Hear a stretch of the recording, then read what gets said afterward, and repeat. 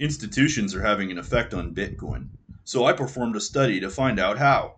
Let's get into it.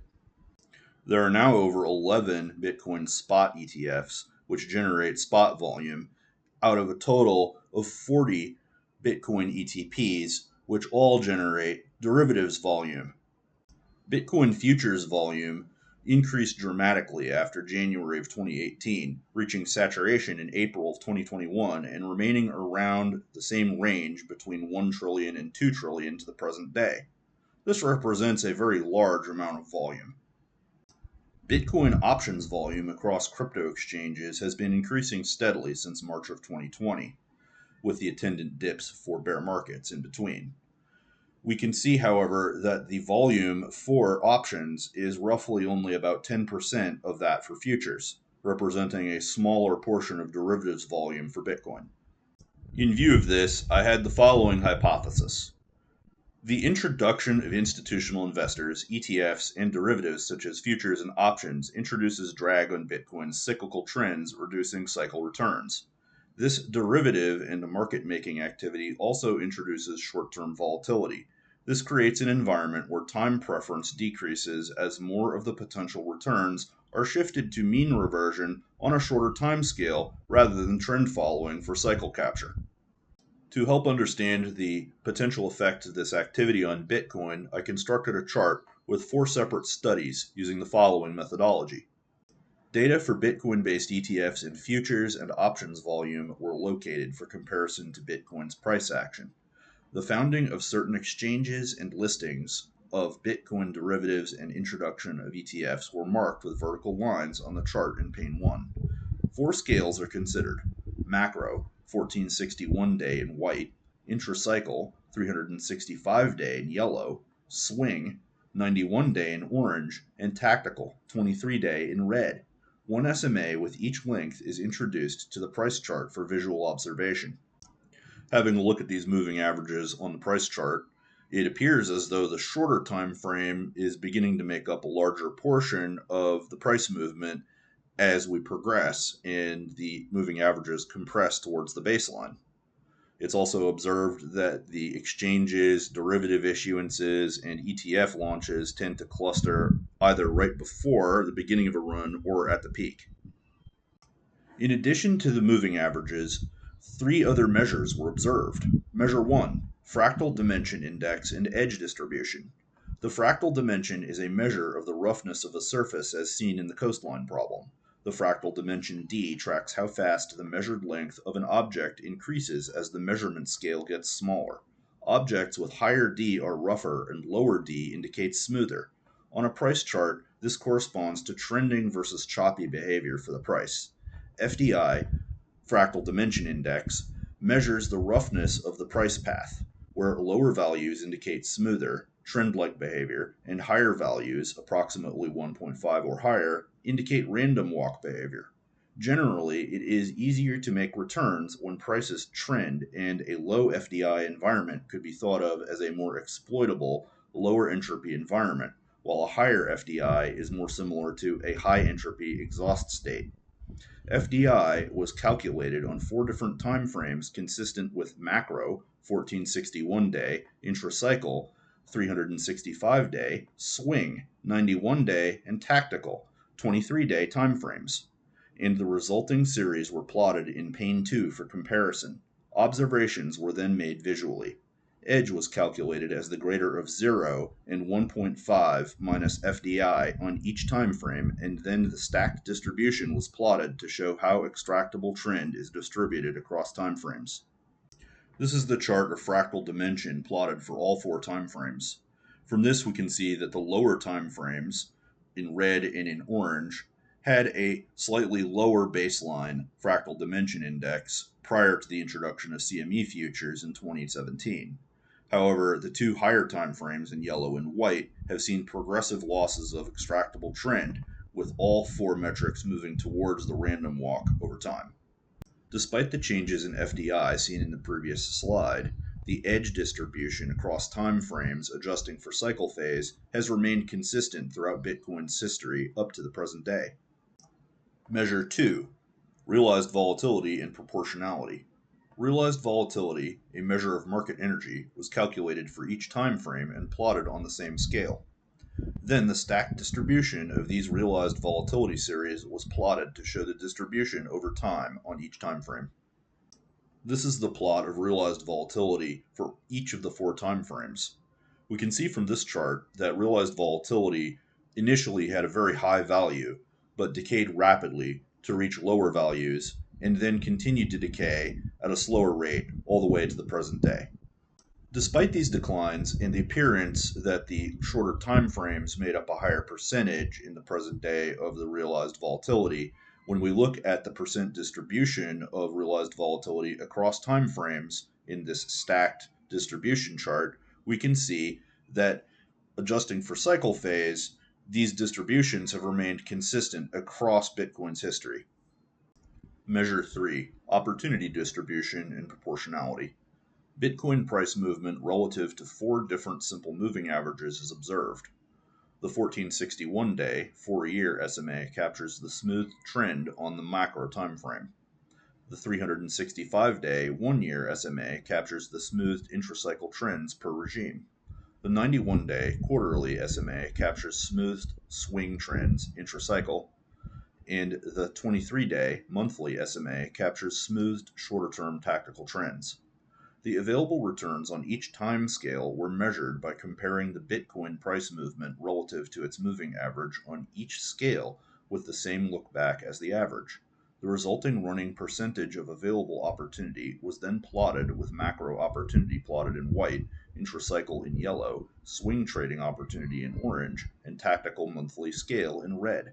These plots were then placed on the same scale in pane 6 for comparison and observation. Each of the four time frame based opportunity metrics were compared to the sum of all four metrics to create a measure of the proportion each band makes relative to the total opportunity across time frames. Each resulting series was plotted in pane 7 for comparison and observation. This is the plot of the four opportunity metrics for each time frame. We can see that in the past, opportunity across time frames was higher, with very large losses seen in the macro and intracycle time frames. These opportunity metrics continue to decline all the way to the present day. Observing the stacked distribution of opportunity across all four time frames in pane 7, we can see that despite any possible appearances of disproportionality, adjusting for cycle phase, the distribution of opportunity has remained remarkably consistent throughout Bitcoin's history. Finally, to provide a long-term baseline expectation for the end state for Bitcoin, we look at this array of metrics as applied to the benchmark index, SPX.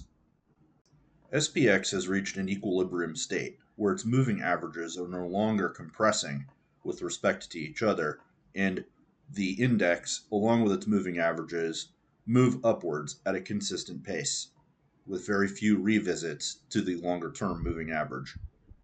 Observing the FDI plots for SPX on all four time frames, we can see that each time frame has reached its long-term equilibrium value, with the shortest time frame having the least edge and progressively more edge for longer time frames, reflecting the long-term uptrend.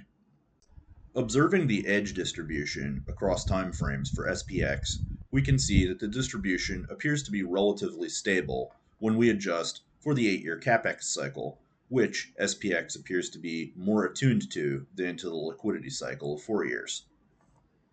Realized volatility for SPX across time frames has reached a stable equilibrium, with deviations of increased volatility occurring during market shocks. The realized volatility distribution for SPX has remained remarkably consistent across time frames when adjusting for the capex cycle throughout SPX's history. Opportunistic returns per time frame for SPX is typically measured with a 2-digit percent figure. This is increased on the higher time frames during large structural bottoms, but for the most part has reached a stable equilibrium in that range. The distribution of these opportunistic returns is heavily weighted towards the longer term, especially towards certain portions of the capex cycle, but otherwise, adjusting for that cycle, has reached an overall equilibrium. From all of the foregoing information and studies, we can make the following observations. 1. CME futures for Bitcoin were first listed near the peak of the 2017 bull market. 2. Most Bitcoin ETFs were only issued since 2024, and few products existed prior to this, and very few were optionable. 3. The scale of Bitcoin futures volume has reached saturation in 2021 and not increased meaningfully after that point. 4. Bitcoin options volume has continued to increase since 2020 and continues to expand despite declines during bear markets. 5. The FDI of the two higher time frames, 461-day and 365-day, have been consistently rising, while the two lower time frame FDIs have remained within the same ranges, approximately 1.5 random walk-like. 6. The edge distribution across time frames remains fairly consistent. 7. The realized volatility has been steadily declining across time on each time frame. 8. The distribution of realized volatility across time frames also remains fairly consistent. 9. Each of the four opportunity metrics are compressing, with the largest and most noticeable declines seen in the two longer time frames. 10. Examining the proportionality of each opportunity metric to the total reveals that the compression appears to preserve a relatively stable distribution of opportunity over time adjusted for cycle phase. 11. Compression of FDI toward random walk behavior, FDI approximately 1.5, compression of realized volatility, and compression of extractable returns per time frame are happening uniformly across time frames without altering their distributions. 12. When applied to SPX, the FDI on each time frame has long since converged to random walk at 1.5. Realized volatility has persistent low baseline with small spikes around shocks. Opportunity per time frame is measured in single or double-digit percent. 13. SPX distribution of edge, volatility, and opportunity have stable distributions across time frames. 14. The trend in FDI is moving toward loss of structure, RV toward less directional expansion, and opportunity is trending toward smaller payoffs. 15. There is no compensating edge anywhere in the system that replaces the lost edge from declining macro and intracycle trends. Conclusions. From the above observations, it becomes clear that the first part of the hypothesis was correct in that the introduction of ETPs, futures, and options does coincide with decreasing opportunity on the two higher time frames. However, the second part of the hypothesis has proven incorrect. The introduction of these factors does not appear to shift opportunity to shorter time frames, but rather coincides with a proportional decrease in opportunity across scales without changing the opportunity distribution. Another important interpretation is that the transition from trend-dominant behavior to range-dominant behavior across these metrics implies that traders should be more defensive, selective, and active than at earlier times in Bitcoin's history. Essentially, markets do not become more efficient by redistributing opportunity, they become efficient by destroying it. Bitcoin is likely to progress along the path toward its long-term steady-state market efficiency. However, it is likely that this end state will look more like SMH or FANG than SPX, providing a higher baseline over the broad index. Possible explanations. 1. Institutions sell volatility and introduce drag uniformly on all time frames, stabilizing price action and reducing overall opportunity. 2. Shorter term time frames were always higher entropy, and so the remaining low entropy time frames are gradually being made efficient and converted into exhaust, high entropy. 3. Inefficiencies on shorter time frames are easier to exploit, and so longer time frames retained opportunity longer. 4.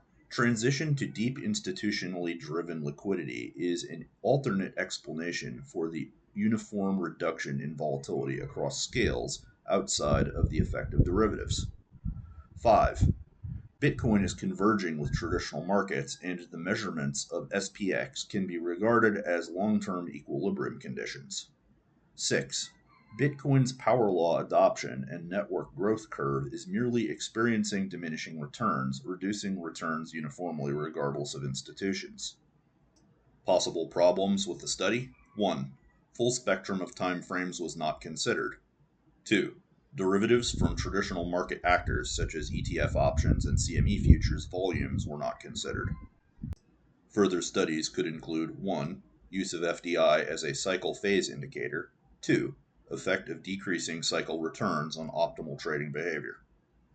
The main outtake from this study is that opportunity for Bitcoin across time frames is expected to decline asymptotically towards a long-term equilibrium. Not financial advice. Do your own research.